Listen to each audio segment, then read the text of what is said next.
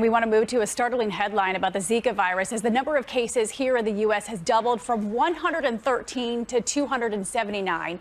Now, the reason for the spike, there's a new counting method. And to curb the increase, President Obama is urging Congress to pass nearly $2 billion in funding. This was based on public health assessments of all the work that needs to be done. This is not something where we can build a wall to prevent mosquitoes don't go through customs.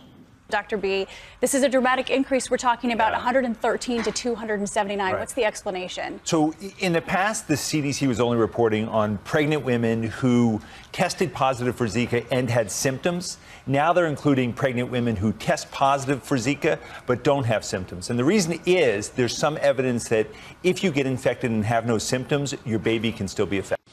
We begin today with a possible breakthrough in the fight against HIV. A cure could be closer to a reality. Scientists at Temple University have successfully removed large chunks of the virus's DNA from living tissue for the first time. Researchers used gene editing technology to degrade DNA of the most common strain of the virus, HIV-1. While the tests were done on mice and rat tissue, trials on human tissue are not that far off.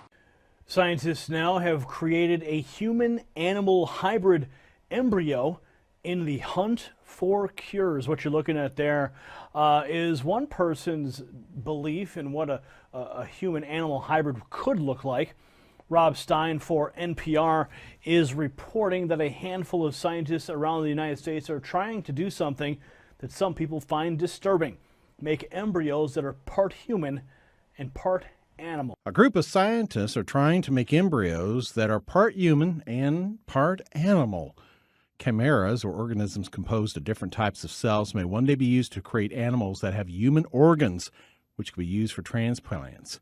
The chimeras could also be made to study disease.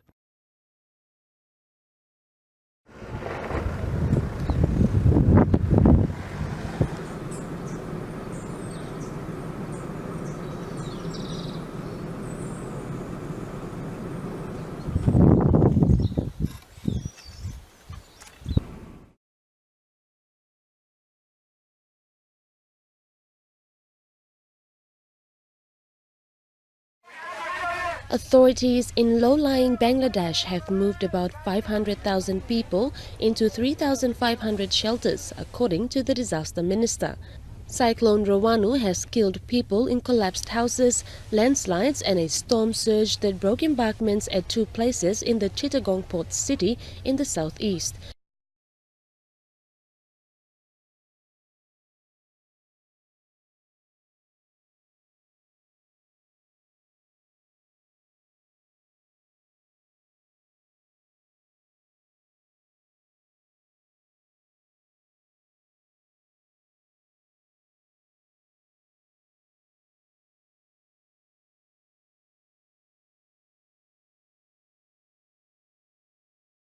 Sports Authority, one of the largest sporting good retailers, shutting its doors, impacting hundreds of workers across the Bay Area.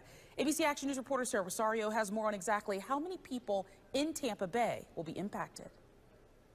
Yeah, we're talking 250 people out of work right here in the Bay Area from Sports Authority closing. Nearly 16,000 people across the country. And while these sales signs may be good for customers, we're told some of these people could be out of a job as early as next week. Call it a sign of the times or an end of an era. Sports Authority is closing shop, bankrupting all 463 stores, including 12 here in the Bay Area, leaving thousands out of work.